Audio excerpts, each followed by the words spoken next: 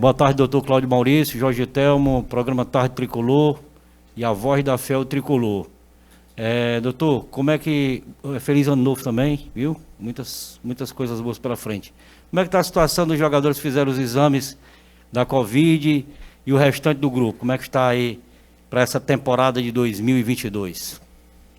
Boa tarde a todos, sejam todos muito bem-vindos. Fico muito feliz de tê-los... Acho que tá, né? Tá ligado? Sim. Sejam todos muito bem-vindos. É muito bom tê-los presencialmente aqui também. Ainda bem que o momento permite. Essa semana é uma semana que é dedicada à volta dos atletas, com todos os exames de rotina de pré-temporada, sejam eles cardiológicos, sejam os exames também com exames de sangue, a avaliação isocinética, as avaliações com os especialistas também. A gente tem a avaliação com a psicologia, com a nutrição, com a fisiologia, com os médicos, enfim. A gente faz uma avaliação individualizada para que o planejamento de trabalho durante o ano também seja individualizado. Então a gente dividiu isso em todos os dias dessa semana, para que não fique sobrecarregado no mesmo dia, mas que também permita que os atletas todo dia também já façam treinamento no mesmo turno, para que não perca o dia inteiro apenas com avaliações. Falando especificamente sobre o Covid, a doença, a gente aos poucos foi aprendendo a conviver com ela, né, em momentos diferentes, em momentos de isolamento completo, em momentos presenciais. E nesse momento agora a gente vive um momento que a gente convive com a cepa do vírus bem mais contagiosa, mas que tem se mostrado menos agressiva, né? Mas nem por isso podemos relaxar. Então a gente tem hoje um protocolo bem estabelecido no clube, com condutas de proteção dos funcionários, e dentre eles incluindo os atletas também. A testagem é apenas uma dessas etapas, e talvez nem seja a mais importante. Mais importante, na verdade, são as proteções que eles devem fazer, os cuidados, não só aqui no clube, mas também na sua vida pessoal, para que não tragam o vírus para dentro do clube, mas também não leve ele para suas famílias, enfim. Então o cuidado tem que ser em cada uma dessas etapas. Uso de máscaras, hidratação e suplementação individualizada em estações individualizadas, enfim, várias etapas são importantes para que a gente consiga ter sucesso e ter o mínimo de perda desses atletas no convívio com a gente. Na primeira testagem que a gente teve 8 casos positivos. Desses, apenas 2 tinham sintomas leves, os outros 6 totalmente assintomáticos. Mas ainda assim a gente segue nossa conduta que a gente sempre teve, eles são avaliados pelo DM do clube, encaminhados para avaliação com o infectologista. Realizamos uns exames complementares mais específicos para eles, para ver se eles realmente estão sem nenhuma complicação maior. E então nós programamos o retorno gradual. Primeiro o retorno individualizado, sempre respeitando o isolamento, e depois o retorno para voltar a treinar com o grupo. Doutor Cláudio Maurício, o Fortaleza vai ter 5 campeonatos. Quantos médicos o Fortaleza está contando para toda essa temporada? Na verdade, hoje a gente tem no clube, contando comigo, 8 médicos. 5 no profissional e 3 na base, sendo que um da base é porque teve uma troca, nós teremos um 4º também na base. E esses 5 médicos revezam entre si nas escalas presenciais e de viagens, mas todas as discussões e decisões são realizadas em grupo por todos eles. Boa tarde, doutor Cláudio Maurício, sou o Lucas Alisson, Kaká, da Razão Tricolor. Gostaria de perguntar ao senhor qual a importância dessa pré-temporada na questão das lesões dos jogadores. Vimos na temporada passada que o Fortaleza conseguiu uma boa margem com relação a lesões. Então, qual é a preparação que o senhor pretende ter na área médica do Fortaleza para essa pré-temporada evitar o Fortaleza ter desgastes? Essa primeira etapa é fundamental. Lembrando que ano passado a gente não conseguiu ter da forma que a gente queria, né? Porque o ano acabou e já começou o outro. Esse ano a gente pretende otimizar esse período, aproveitando ele ao máximo, não só para avaliações, mas também para prevenções. Então a gente já estabelece o trabalho precocemente como vai ser feito individualizado, por isso a importância de você conseguir pegar o máximo de informações dos atletas em que condição eles estão. Nem todos os atletas chegam em condições iguais. Alguns chegam com a condição de uma forma, outros de outra forma. Alguns respondem ao tratamento mais rápido, ao planejamento mais rápido, outros não. E aí vem toda a programação de nutrição, avaliação fisiológica, reforço muscular, repouso, descanso, enfim. É uma série de fatores que levam ao sucesso ao longo da temporada. E isso a gente preza muito. E é importante, sim, a harmonia que existe no grupo de trabalho. Tanto da multidisciplinaridade de todos os setores, mas também a comissão técnica, que entende a importância disso. Não é incomum, às vezes, a gente vê alguns clubes que, às vezes, deixam essa parte como sendo secundária.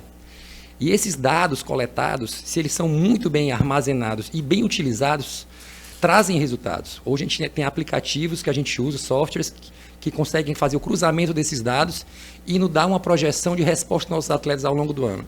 E a gente consegue saber como expor o nosso atleta à carga, como fazer esse afastamento do atleta no período que acha que é preciso, fazer tratamentos de manutenção, de reforço, enfim, para que a gente consiga, a longo prazo, ter o mínimo de perda de atletas e também o máximo de rendimento deles. Ótimo. Também gostaria de saber como é que o clube, o senhor falou também da questão aí do aplicativo, nós vemos também nos stories do Instagram do clube alguns maquinários que o Fortaleza está utilizando agora nessa representação. Então eu gostaria de saber quais foram os investimentos que o clube fez nessa área da medicina esportiva. Perfeito. O que a gente sempre preza, o primeiro passo é o material humano, né? Isso é o mais importante. É que você tenha profissionais capacitados para que em cada área específica, na sua expertise, possa direcionar o trabalho e a programação específica.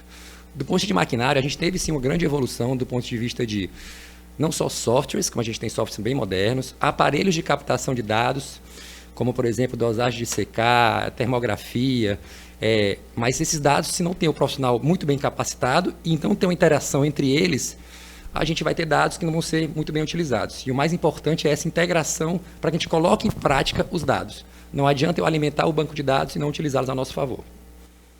Dr. Cláudio Maurício, Miguel Júnior, Rádio Povo, CBN, CBN Cariri. O Fortaleza manteve o seu elenco 82% do elenco passado.